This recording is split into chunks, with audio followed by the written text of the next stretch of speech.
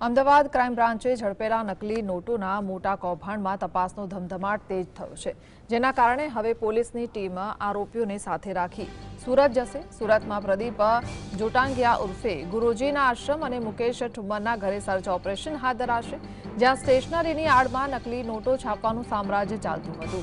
આ કૌભાંડમાં અન્ય કેટલાક આરોપીઓ કેવી રીતે જોડાયા અને નકલી નોટોનું નેટવર્ક ક્યાં સુધી ફેલાયેલું છે તે દિશામાં ક્રાઇમ બ્રાન્ચે ઊંડી તપાસ શરૂ કરી છે।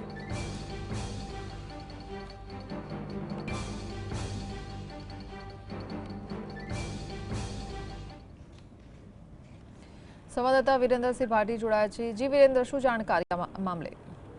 बिल्कुल तो हिना के अमदावाद क्राइम द्वारा नकली नोटो झड़पी पाडवामां आवी हती। तेनी अंदर अनेक खुलासा छे ते थवा पाम्या हता। जेनी अंदर जे आरोपी मुख्य आरोपी जे प्रदीप गुरुजी छे तेनी पण धरपकड़ छे ते अमदावाद क्राइम ब्रांच द्वारा लोकेशन परथी એટલે કે ઘટના સ્થળ પરથી કરવામાં આવી હતી ને તેની અંદર જે સુરતનો આશ્રમ આવેલો છે તેના ડેવલપમેન્ટ માટે કરોડો રૂપિયા આ પ્રદીપ ગુરુજીને જોઈતા હતા। તે સંદર્ભે જ તેના દ્વારા अलग अलग जग्याओं पर फंडिंग की उघराणी पण करवामां आवती हती, परंतु तेने फंडिंग न मळी रहेता आ प्रकारनो गुनो आचर्यो होवानुं प्राथमिक रीते जाणवा मळी रही छे। तेनी साथे साथे आ તમામ જે આરોપી પ્રદીપ ગુરુજી પાસેથી ઝડપાયા છે તે તમામે તમામ આરોપી તેમના અનુયાયી હોવાનું પણ સ્પષ્ટપણે ખુલવા પામ્યું છે।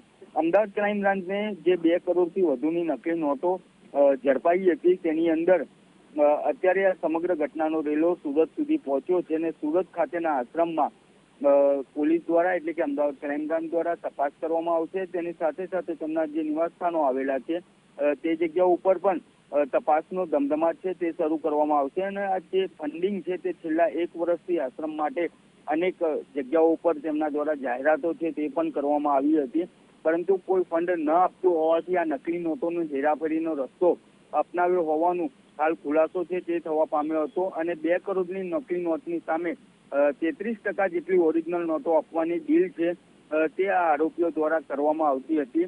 આ સમગ્ર ઘટનાને લઈને અત્યારે અમદાવાદ ક્રાઇમ બ્રાન્ચ દ્વારા મુકેશ ઠુમ્મરના ઘરે તપાસ કરવામાં આવશે, તેમજ તેની સાથે સાથે આ પ્રદીપ જોટાંગિયા છે તેમની જે આશ્રમ છે તે જગ્યા ઉપર તપાસનો દોર છે તે શરૂ કરવામાં આવશે અને આ તમામ આરોપીઓને સાથે રાખીને અમદાવાદ ક્રાઇમ બ્રાન્ચ દ્વારા સમગ્ર ઘટનાને લઈને ઝીણવટભરી તપાસ છે તે શરૂ કરવામાં આવી છે।